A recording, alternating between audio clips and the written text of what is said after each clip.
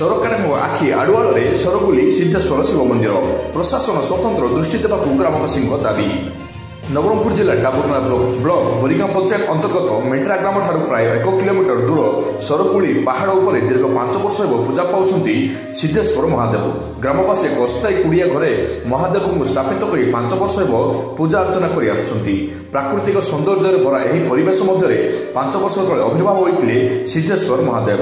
5 ବର୍ଷ ତଳେ ଗ୍ରାମର ପୂଜାରୀ ଶ୍ରଦ୍ଧାଳୁଙ୍କୁ ସ୍ୱପ୍ନାଦେଶ ଦେବା ପରେ ସେ ଗ୍ରାମର ଭଦ୍ର ବ୍ୟକ୍ତି ତଥା ମୁଖ୍ୟ ବ୍ୟକ୍ତିମାନଙ୍କୁ ଦେଖିଥିବା ସ୍ୱପ୍ନ ବିଷୟରେ ଜଣାଇଥିଲେ। ଗ୍ରାମବାସୀ ତାଙ୍କ ସ୍ୱପ୍ନକୁ ସତ ଭାବି ମହାଦେବଙ୍କ ଅନ୍ୱେଷଣରେ ବାହାରି ପଡ଼ିଥିଲେ ଓ 2019 ମସିହାରେ ମହାଦେବଙ୍କ ସନ୍ଧାନ ପାଇବା ପରେ ମହାଦେବଙ୍କ ସ୍ଥାନ କରିଥିଲେ। ପରେ ପରେ ପାଟରାଣୀ, ବ୍ରହ୍ମରାକ୍ଷାସ, ଗଣେଶ, କାର୍ତ୍ତିକ, ପାର୍ବତୀ, ବନକୁମାର, ବନଦୁର୍ଗା ଆଦି ପାର୍ଶ୍ୱ ଦେବଦେବୀମାନଙ୍କ ସନ୍ଧାନ କରି ସେମାନଙ୍କୁ ସ୍ଥାପନ କରିଥିଲେ। ସେବେଠୁ ଆଜି ଯାଏଁ ସେଠାରେ ଆଡ଼ମ୍ବରରେ ମହାଦେବଙ୍କ ପୂଜାର୍ଚ୍ଚନା ସହ ପାର୍ଶ୍ୱ ଦେବଦେବୀମାନଙ୍କ ପୂଜାର୍ଚ୍ଚନା ମଧ୍ୟ ଚାଲି ଆସିଛି। ବିଶେଷ କରି ଶିବରାତ୍ରି, କାର୍ତ୍ତିକ ପୂର୍ଣ୍ଣିମା, ବୋଲବମ୍ ଆଦି ସମୟରେ ଏଠାରେ ଅତ୍ୟଧିକ ଜନସମାଗମ ଦେଖିବାକୁ ମିଳୁଥିବା ବେଳେ ପ୍ରତି ସୋମବାର ଓ ଗୁରୁବାର ଦିନ ଏହି ମନ୍ଦିରରେ ଭକ୍ତ ଓ ଶ୍ରଦ୍ଧାଳୁମାନେ ବହୁ ସଂଖ୍ୟାରେ ଆସୁଥିବା ଦେଖିବାକୁ ମିଳୁଛି। ସମସ୍ତ ପାର୍ଶ୍ୱ ଦେବଦେବୀ ବିସ୍ତୀର୍ଣ୍ଣ ପାହାଡ଼ରେ ଭିନ୍ନ ଭିନ୍ନ ଗୁମ୍ଫା ମଧ୍ୟରେ ରହି ପୂଜା ପାଉଥିବା ବେଳେ ସିଦ୍ଧେଶ୍ୱର ମହାଦେବ ବିସ୍ତୀର୍ଣ୍ଣ ଚଟାଣର ମଧ୍ୟଭାଗରେ ରହି ପୂଜା ପାଇ ଆସୁଅଛନ୍ତି। ଏଯାଏଁ ଏହି ପ୍ରାକୃତିକ ସୌନ୍ଦର୍ଯ୍ୟ ଭରା ସ୍ଥାନ ଉପରେ ପ୍ରଶାସନର ନଜର ପଡ଼ିନଥିବା ବେଳେ ଗ୍ରାମବାସୀ ସମସ୍ତେ ଏକଜୁଟ ହୋଇ ମହାଦେବଙ୍କ ପାଇଁ ଏକ ଅସ୍ଥାୟୀ ମନ୍ଦିରଟିଏ ନିର୍ମାଣ କରିଥିଲେ। ସେଥିରେ ମହାଦେବଙ୍କ ପୂଜାର୍ଚ୍ଚନା କରି ଆସୁଛନ୍ତି। ପାହାଡ଼ର ପାଦଦେଶରେ ଏକ ନଳକୂପ ଖନନ କରାଯାଇଛି।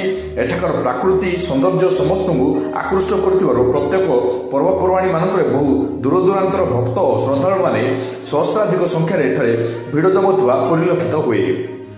ଏଠାରେ ଅନ୍ୟ ଦେଖଣୀୟ ସ୍ଥାନମାନଙ୍କ ମଧ୍ୟରେ ମନୋହର ପୋଖରୀ, ଭୀମା ଦୁଲୁମ, ଭୀମା ଝୁଲଣ, ବିରିପାଣି ଆଦି ରହିଛି। ପାହାଡ଼ର ଚତୁଃପାର୍ଶ୍ୱ ମନୋହର ପରିବେଶରେ ପରିପୂର୍ଣ୍ଣ ରହିଛି।